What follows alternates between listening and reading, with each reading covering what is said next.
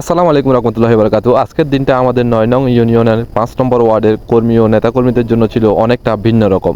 সকালের আলো ফোটার আগেই প্রস্তুতি শেষ। আমরা রওনা দিলাম চট্টগ্রাম বিভাগীয় ৮ দলীয় বিশাল সমাবেশে অংশ নিতে।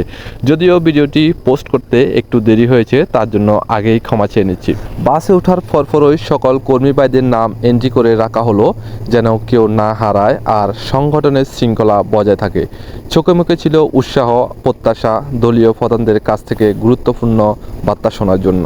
বাস কিছু দূর যাওয়ার পর সকালের নাস্তার প্যাকেট হাতে ধরিয়ে দিলেন দায়িত্বশীল ভাইয়েরা। হাসিমুখে সবাই খেলো, সেই একসাথে খাওয়ার মজাই আলাদা।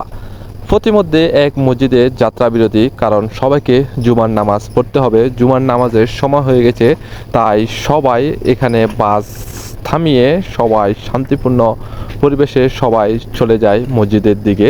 আমরা মসজিদে নামাজ আদায় করে আবার আমরা উঠে পড়লাম এবং উঠে আমরা আমাদের দুপুরের খাবারটা সেরে নিলাম।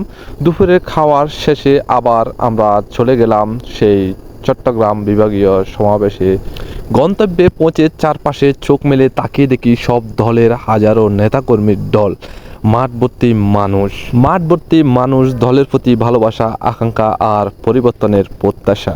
সমাবেশে দলের শীর্ষ নেতারা যেসব কথা বলেছেন তা সত্যি আমাদের নতুন করে ভাবিয়েছে, উজ্জীবিত করেছে।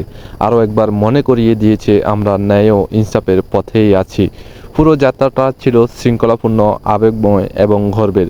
যে সংগঠন দায়িত্বের সাথে এত বড় একটা দিন পরিচালনা করতে পারে, ভবিষ্যতেও তারা ইনশাল্লাহ মানুষের অধিকার আদায়ে সফল হবে। এই ছিল আজকের ছোট ব্লগ। আপনারা যারা ভিডিওটি দেখছেন তাদের কাছে একটাই অনুরোধ, ভালো কাজে সঙ্গ দিবেন, সঠিক কথা বলবেন এবং ইনসাফের সঙ্গে থাকবেন। যদি ভিডিওটি ভালো লাগে একটি লাইক, কমেন্ট, শেয়ার দিয়ে পাশে থাকবেন। ধন্যবাদ। দেখা হবে পরবর্তী নতুন কোনো ভিডিওতে। সে পর্যন্ত ভালো থাকুন, সুস্থ থাকুন। আল্লাহ হাফেজ।